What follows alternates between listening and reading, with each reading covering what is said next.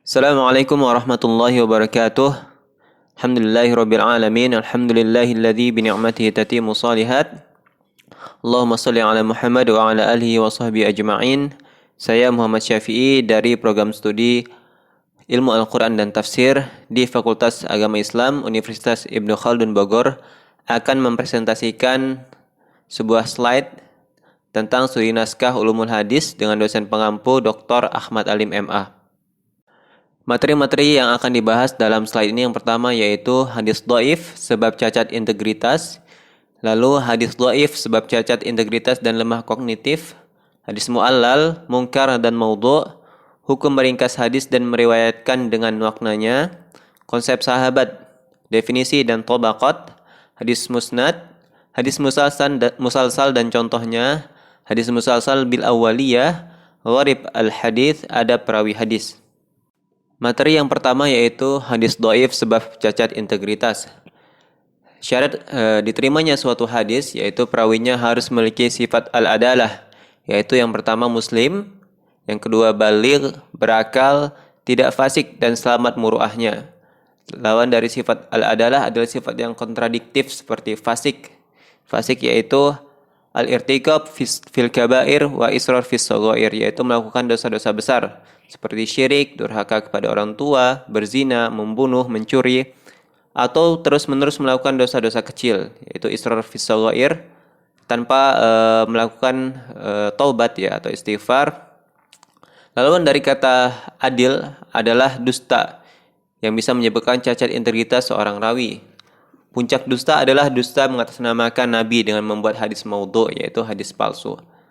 Yang berikutnya adalah seorang yang tertuduh berdusta, bid'ah dan jahalah atau kebodohan. Lalu yang berikutnya adalah cacat kognitif, misalnya hafalannya buruk, sering lupa, sering salah, atau hafalannya menyelisihi rawi yang lebih baik hafalannya. Cara mengetahui hadis maudhu' yang pertama melalui pengakuan pembuat hadis palsu tersebut. Yang kedua ada indikator fanatisme seperti orang-orang Syiah yang membuat hadis maudhu' seperti dalam kitab Al-Kafi. Yang ketiga ada fanatik tentang mazhab. Yang berikutnya motif pemalsuan hadis untuk menyerang Islam ya. Selanjutnya yaitu motif lainnya untuk menjilat penguasa. Yang berikutnya untuk menjual agama atau mencari keuntungan. Motif berikutnya yaitu untuk mencari popularitas.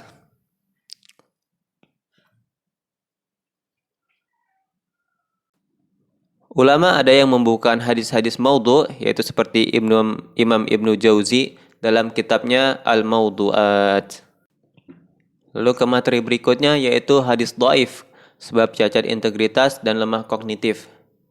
Cacat karakter rawi atau cacat integritas dari sisi akhlak bisa menyebabkan hadisnya juga cacat.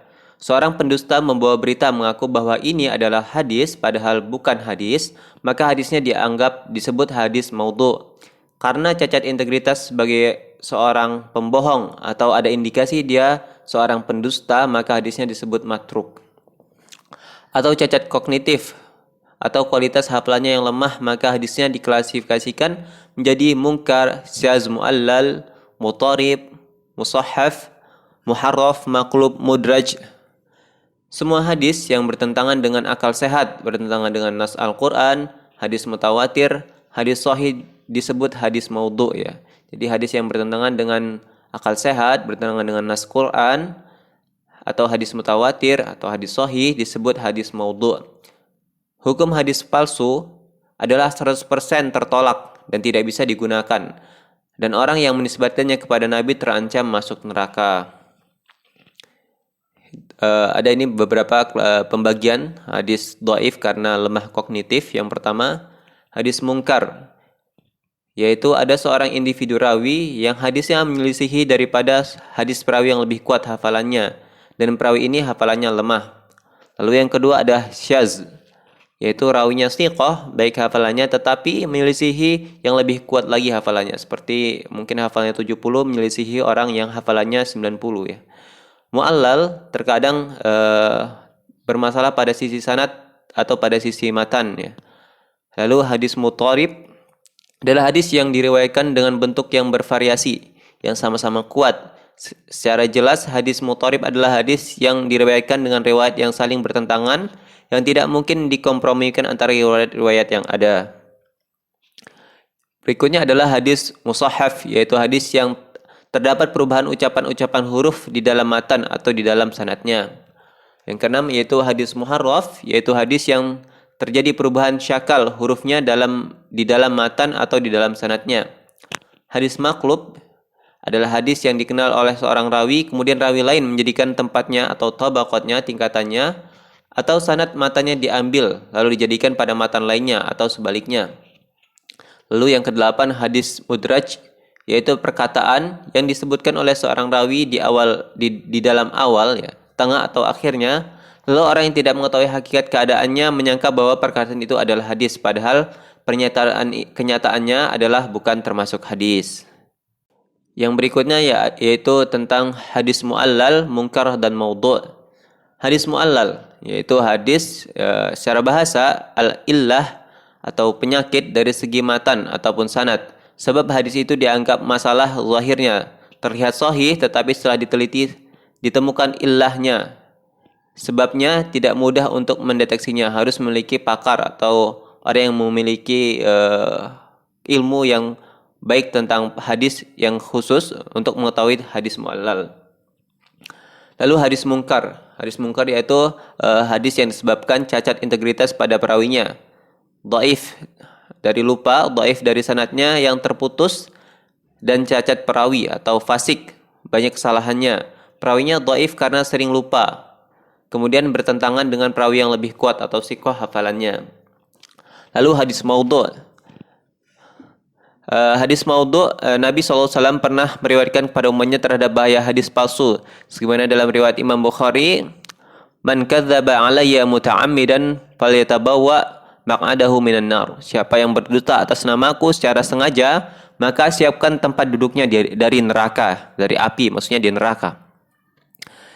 Hadis maudhu' ialah salah satu faktor yang menyebabkan integritas jatuhnya seorang rawi, yaitu sifat dusta. Jika perawinya dusta atas nama Nabi, maka hadisnya maudhu'.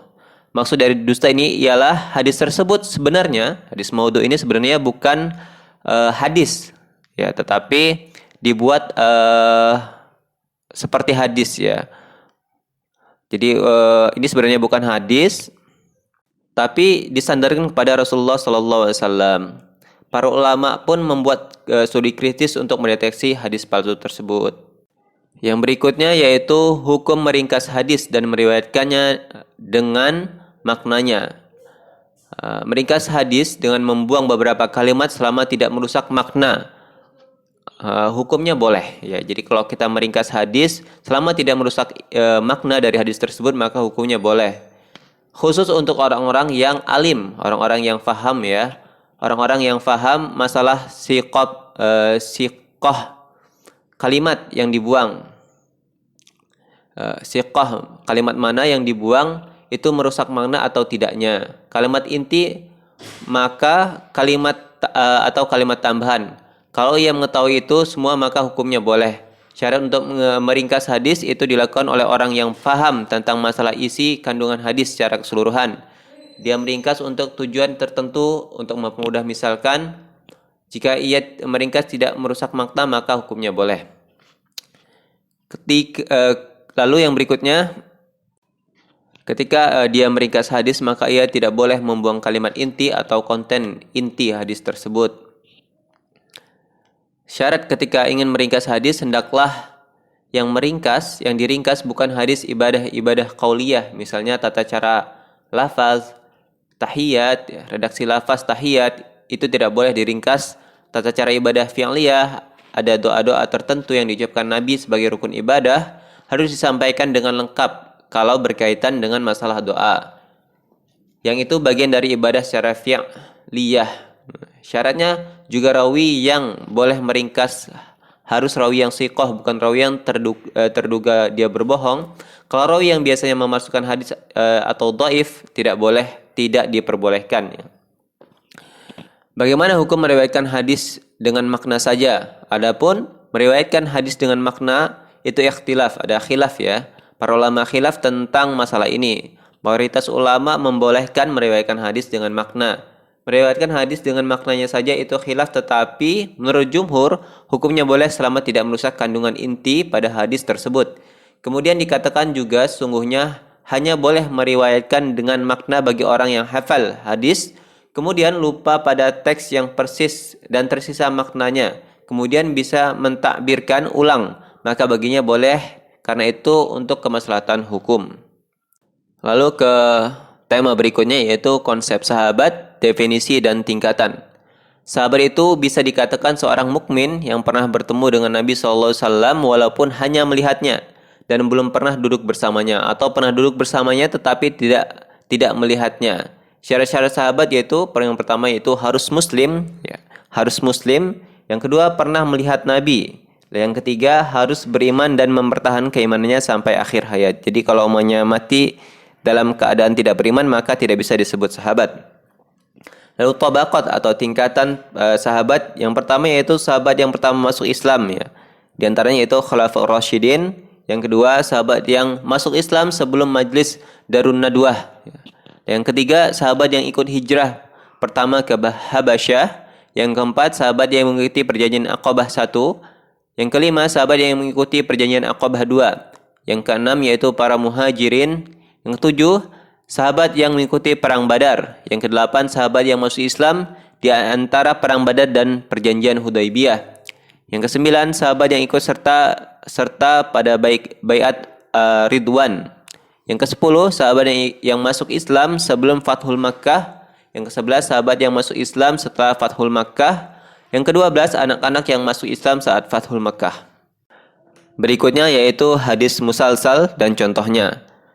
Salah satu cara meriwayatkan hadis dari masa Nabi kepada para tabi'in dengan cara turun-temurun bahkan hingga sekarang ini.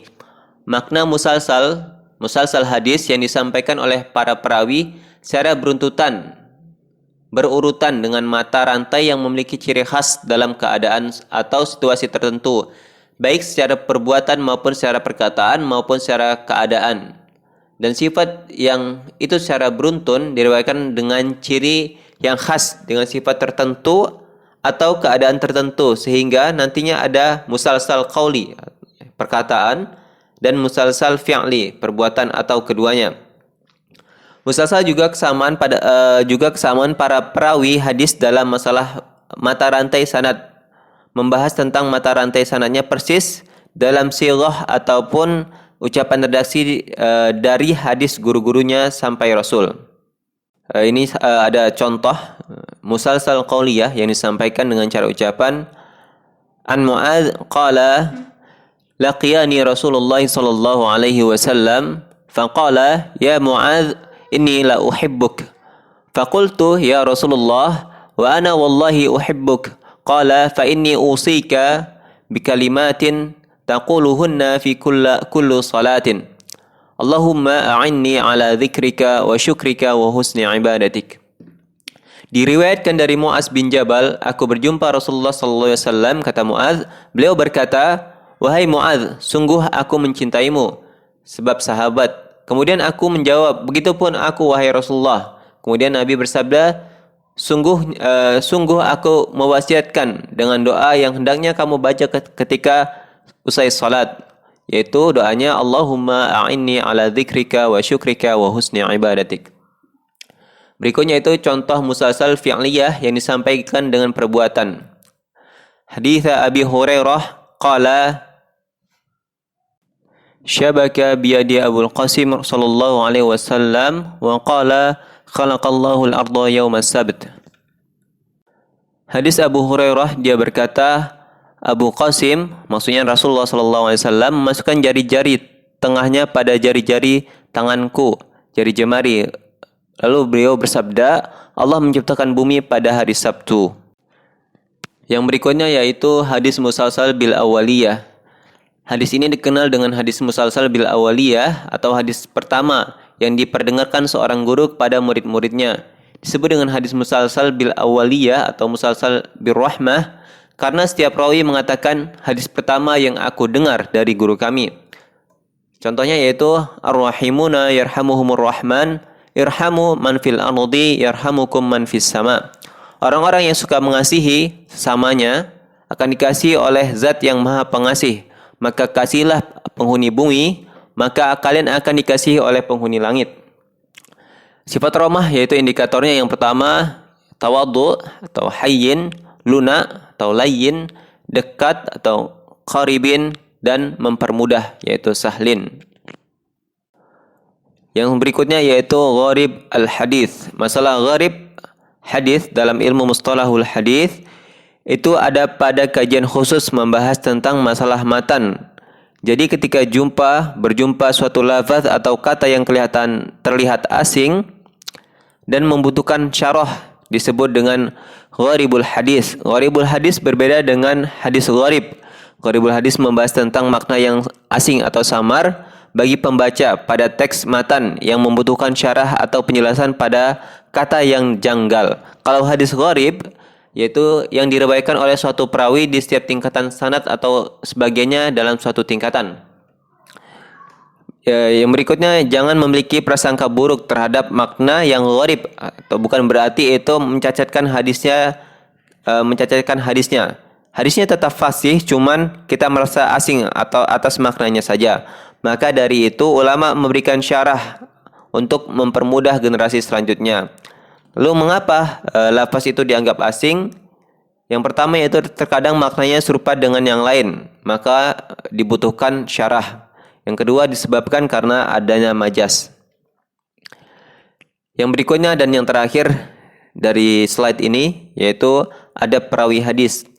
Adab perawi hadis merupakan suatu bagian yang penting. Menurut Imam Ibnu Hajar dalam kitab Nuhbatul Fikar, yang pertama yaitu Imam Malik pernah berkata kepada Imam Syafi'i, jadikanlah ilmumu seperti garam dan adabmu seperti tepung, yang berarti banyakkanlah adab dibandingkan ilmu. Lalu yang kedua, meluruskan atau memperbaiki niatnya. Menurut Imam Nawawi, hendaklah kalian itu ikhlas dalam proses mencari ilmu agar Allah memberi manfaat ilmu kepada kalian. Contoh, Imam Abdullah bin Mubarak berkata, barang siapa yang membawa Al-Quran atau ilmu tetapi hatinya condong demi kepentingan dunia, itu menjual Quran dan hadis, maka dia telah menjadikan ayat-ayat Allah itu sebagai permainan. Yang ketiga itu bersihkan niat dan bersihnya hati dari kepentingan dunia. Yang keempat yaitu wa tahsinul khuluq, memperbaiki akhlak kepada guru, baik guru dan murid, dan tidak meninggikan suara.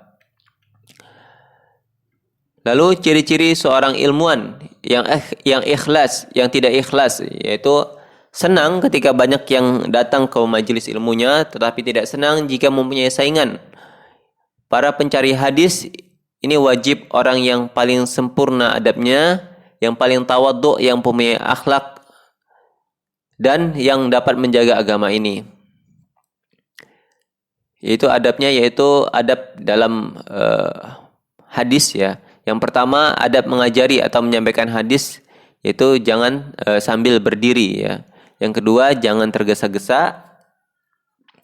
Yang ketiga, jangan sambil jalan atau dalam perjalanan kecuali darurat ya. Dan yang keempat, hendaklah dia menahan diri untuk menyampaikan hadis jika ia khawatir ada lupa, baik karena itu sakit atau karena sudah tua. Dan hendaklah ia memuliakan gurunya. Lalu rihlah lil hadis, yaitu melakukan safar untuk mencari hadis. Pada zaman dahulu, rihlah itu sangat penting untuk mendapatkan atau menulis hadis-hadis rihlah. Dimulai dari daerah sendiri terlebih dahulu, baru ke tempat lain, baru setelah selesai rihlah hadis dibukukan. Ya, jadi pada zaman dahulu itu orang-orang, para ulama mencari hadis yang pertama dari tempat daerahnya beliau sendiri, kemudian baru mencari ke tempat-tempat lain. Setelah itu baru hadisnya dibukukan. Yang ketujuh yaitu memperbanyak ibadah. Ya. Jadi seorang ya adab ya, menyampaikan hadis yaitu orangnya itu memperbanyak sholat, memperbanyak puasa, memperbanyak sholat malam, dan intinya memperbanyak ibadah-ibadah. Allahu a'lam bishawab. Demikian yang dapat disampaikan dalam presentasi ini. Mohon maaf atas segala khilaf dan kesalahan. Semoga presentasi ini bisa memberikan manfaat utamanya kepada pembuat sendiri dan umumnya kepada seluruh umat Islam yang mendengarkan dan melihat video ini. Barakallahu fikum. Assalamualaikum warahmatullahi wabarakatuh.